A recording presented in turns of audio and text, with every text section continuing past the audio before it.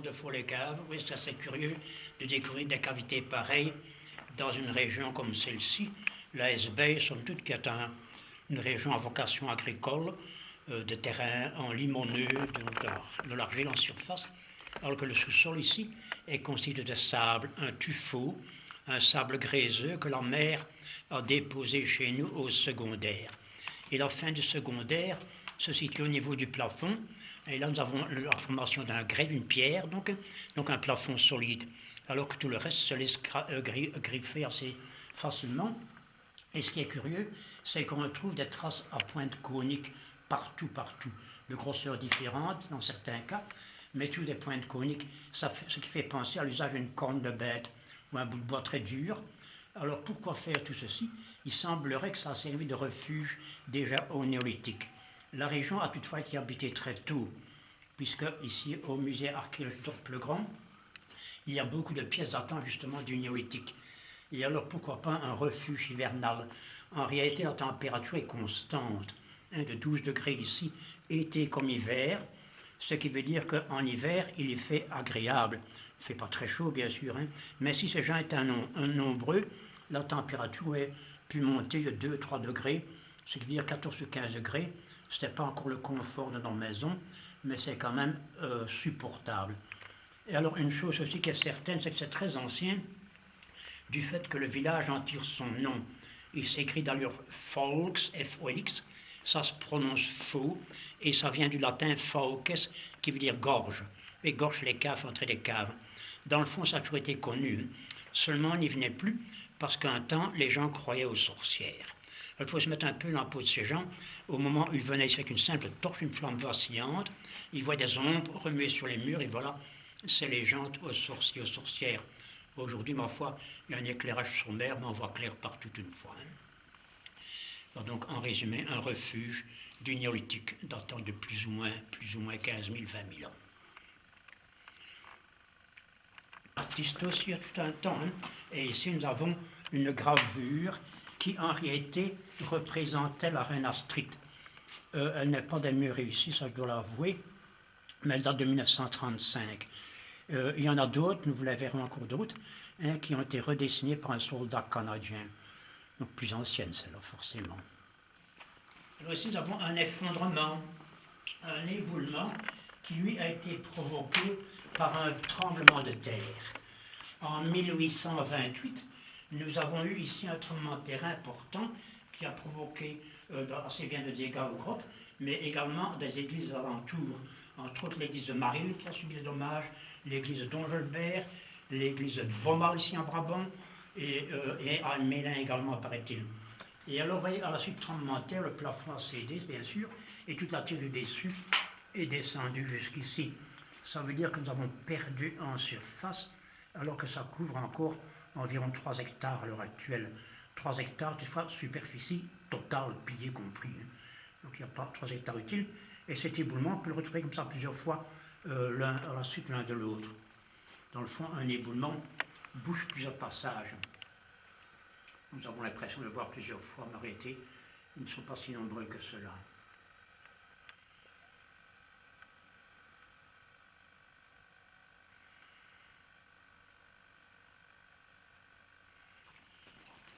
Alors ici, sur le mur, nous allons voir une gravure. Un genre de félin, un chat sauvage, un tigre probablement. De toute façon, nous avons appelé ceci la salle du tigre. Ceci est un dessin nettement plus ancien qui a été redessiné en 1918. Ça veut dire qu'il existait déjà une fresque auparavant. Et ce Canadien, lui, cela a mis en relief. Il a cru bien faire. Aujourd'hui, on le déplore parce que dans le fond, c'est un dessin qui a été modifié. Mais alors, il y a aussi, malheureusement, tous ces graffitis qui sont venus s'y ajouter. Et ça, c'est du vandalisme. C'est bien dommage. Que voulez-vous, le mal est fait, il est trop tard. Et on peut également voir ici dans les murs différentes lignes. Des lignes horizontales, pour commencer. Et oui, ces différentes lignes, eh bien, ce sont les dépôts marins. Et que la mer a déposé le sable en différentes couches. Elles ne sont jamais ressoudées convenablement, ça qu'elles sont bien visibles. Et c'est habituellement à la base de ces couches que l'on trouve une assez forte concentration de coquillages. Du fait que la mer est venue, elle a apporté bien sûr le sable, mais aussi des coquillages qui se sont fossilisés. Plus tard, quand la mer est partie, le sol s'est tassé. Évidemment, se tassant plus fort d'un côté que de l'autre, il s'est produit une cassure verticale, une faille. Et des failles, somme toute, on trouve ça également dans les grottes naturelles.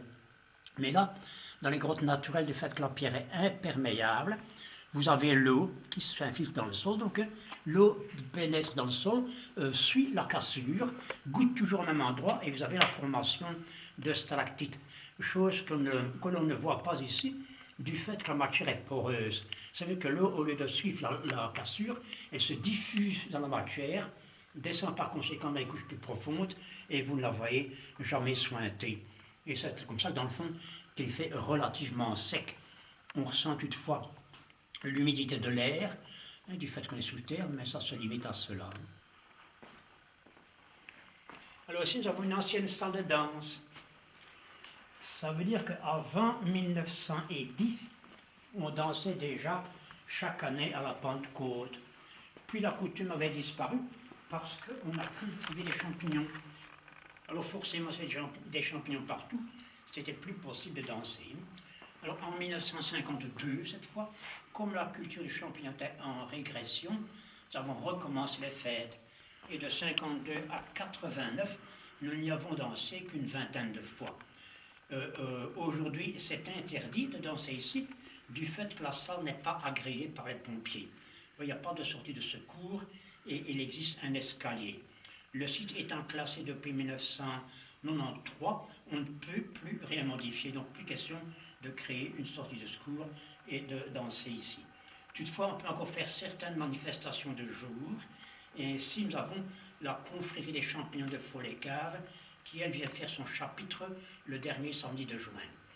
On peut voir une quantité assez impressionnante de coquillages. Nous en font ici, on voit très bien la preuve que la mer est venue chez nous et qu'elle a donc déposé tout ce sable et ces coquillages. Il faut dire aussi qu'autant la mer était chez nous, là, les hautes fagnes étaient des montagnes relativement élevées, elles se sont remontées progressivement, le continent s'est soulevé à la suite de cela, et nous voici maintenant à plus de 100 mètres au-dessus du niveau de la mer, alors qu'il y a 70 millions d'années, nous étions sous le niveau des flots. Alors ici on peut encore voir une gravure qui elle fut aussi redessinée par le soldat canadien. On peut même voir ici le nom d'un Canadien, donc probablement le nom d'artiste.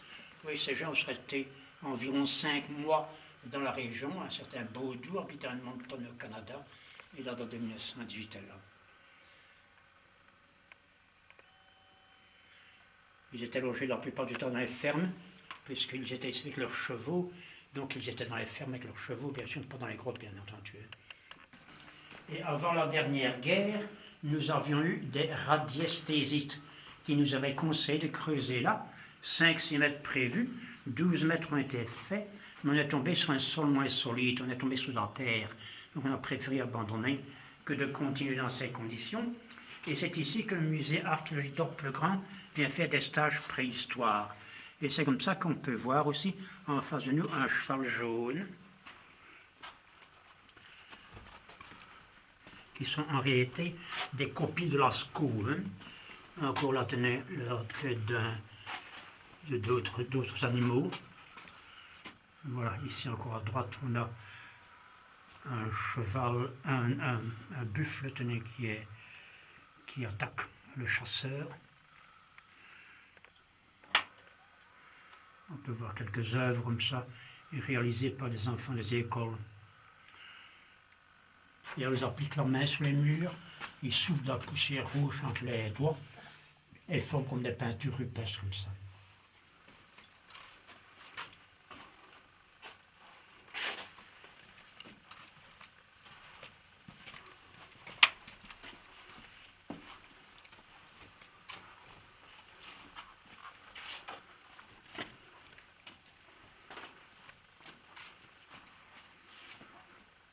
Ce que nous pouvons trouver aussi comme fossile ici, au plafond, il y a une très belle bélémnite. C'est la forme d'un cigare brun comme cela.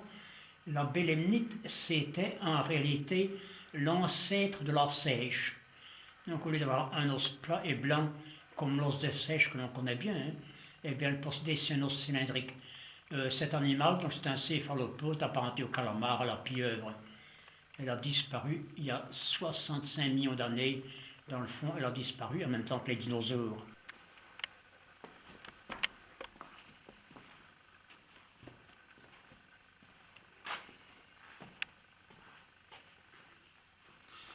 Alors ici, nous sommes dans la salle du brigand Colomb.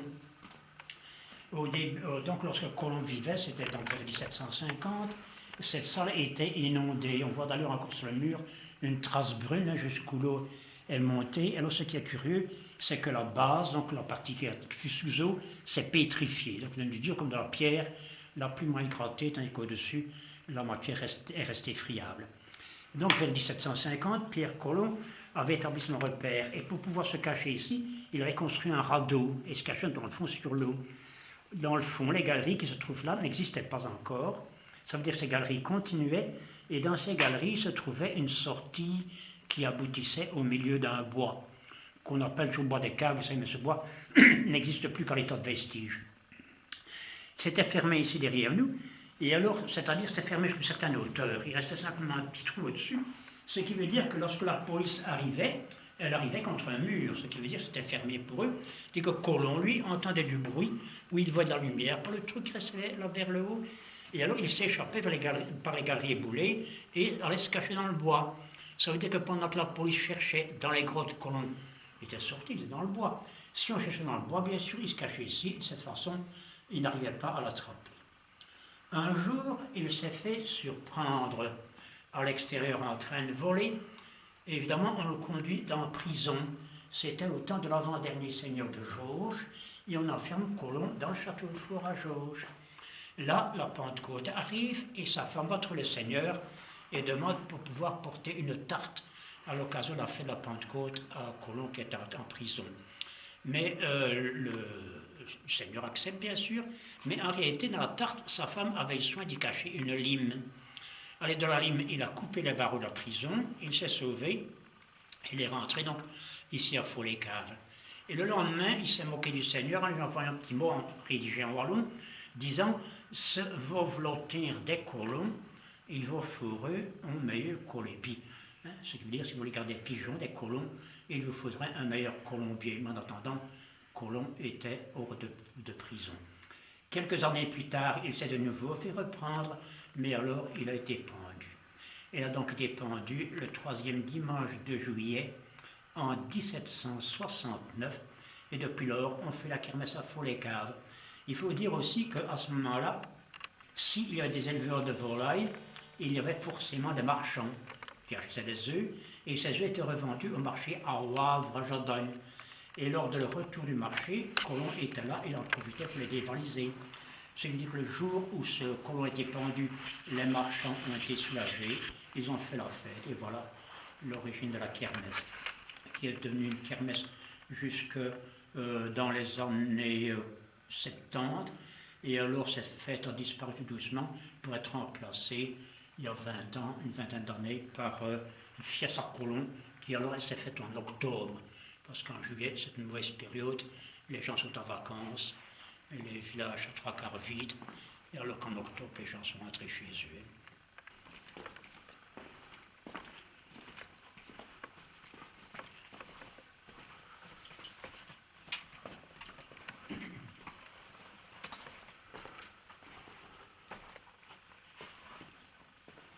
Alors dans cette salle, il y a également de l'eau, on voit très bien la trace sombre sur le mur. Et on peut voir ici, dans le trou qui a été fait plus tard, la nappe phréatique actuelle. Alors ce trou, en réalité, il a été ouvert parce que le sol résonne. En frappant le sol, on entend comme un creux en dessous. Et à la suite de cela, il y a une légende qui prétend qu'on y aurait caché un trésor au moment de la Révolution française. Ce qu'il faut savoir, c'est que vers 1790, il y avait une abbaye à Bonnef.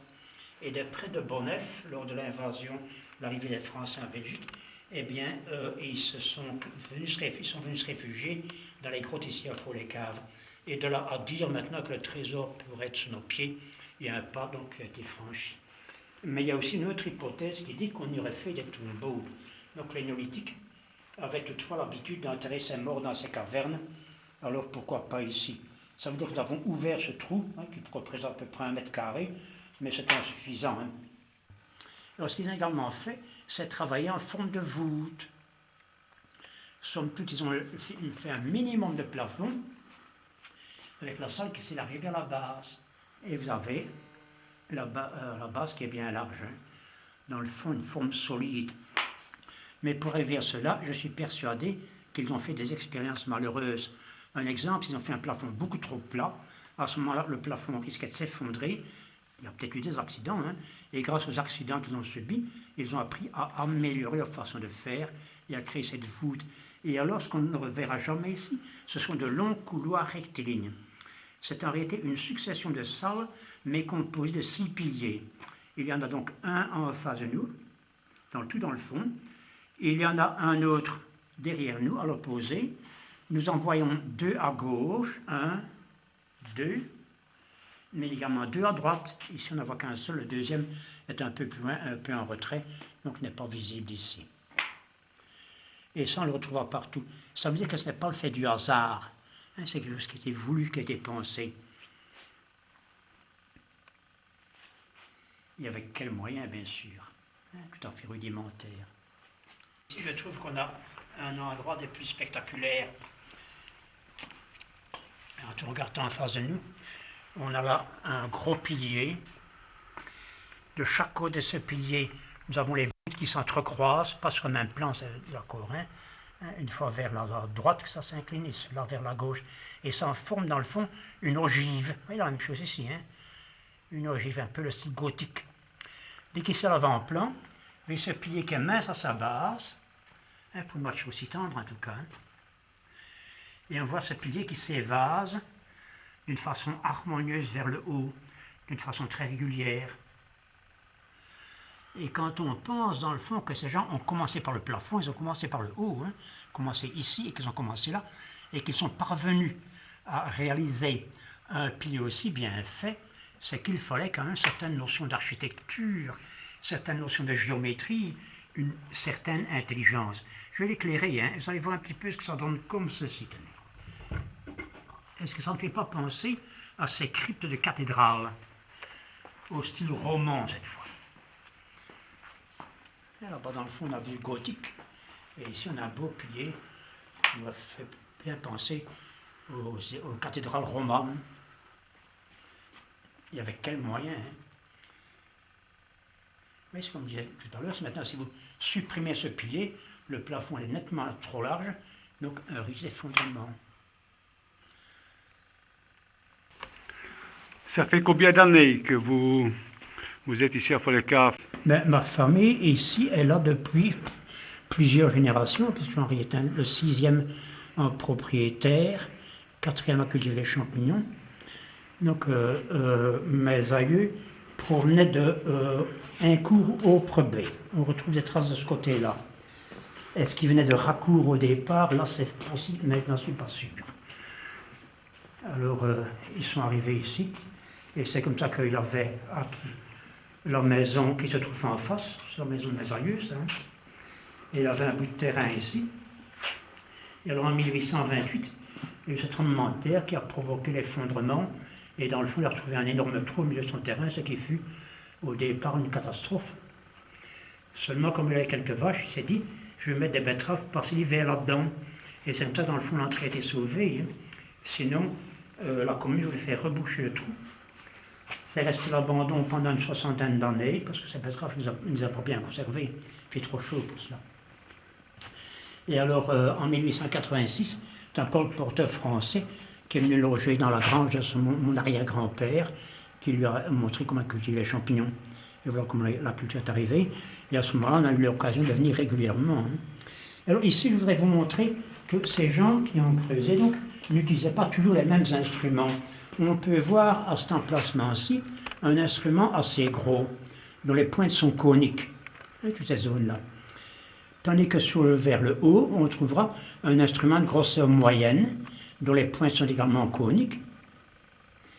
Et à droite, l'instrument nettement plus fin, mais encore sous des pointes coniques. Ça veut dire qu'on revient toujours à cette idée d'une corne de bête ou d'un bout de bois très dur, mais en tout cas pas une pioche en fer forgé. Là, c'est sûr et certain. Ici, à 13 mètres.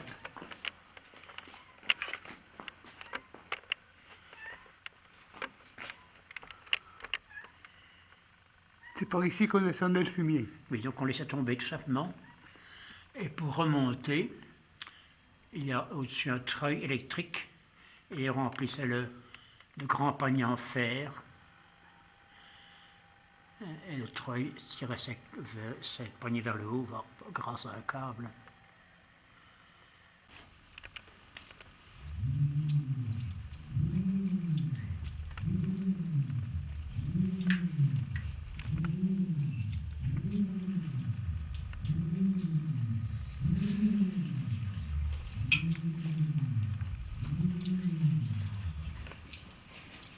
Voilà.